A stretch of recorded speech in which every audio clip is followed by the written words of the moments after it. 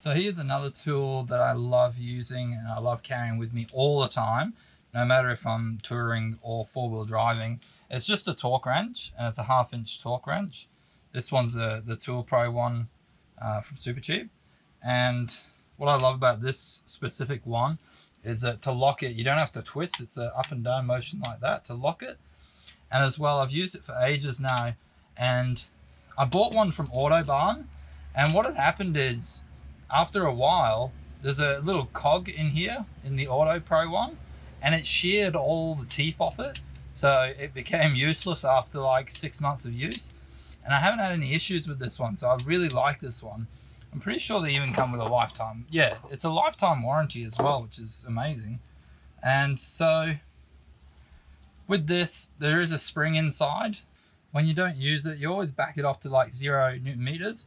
And that lets the spring relax inside so it doesn't get worn and fatigued over time. Because if it's always under tension, it might create a memory and stuff like that. Now, the reason I carry this is for the tires. Now, I do all the tires, and I learn't my lesson by not using these. I actually had a couple of wheels fall off in my past. And so I swear by these now.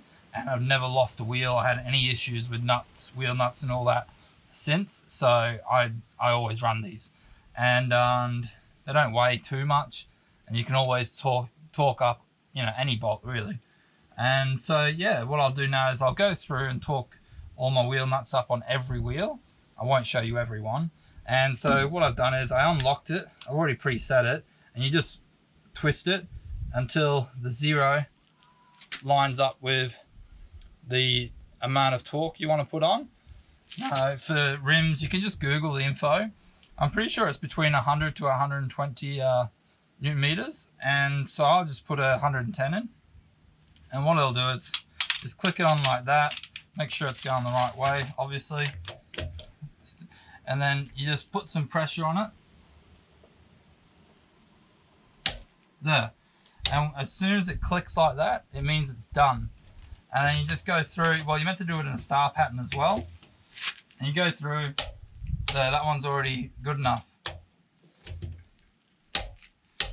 And as you can see, you just go through all your tires and make sure they're all set. And I always do this after I go on a really bad corrugated road, because they tend to rumble your wheel nuts off and stuff like that. But yeah, great piece of gear, highly recommend it. And yeah, just look after yourself and look after your tires out there. Cheers, guys.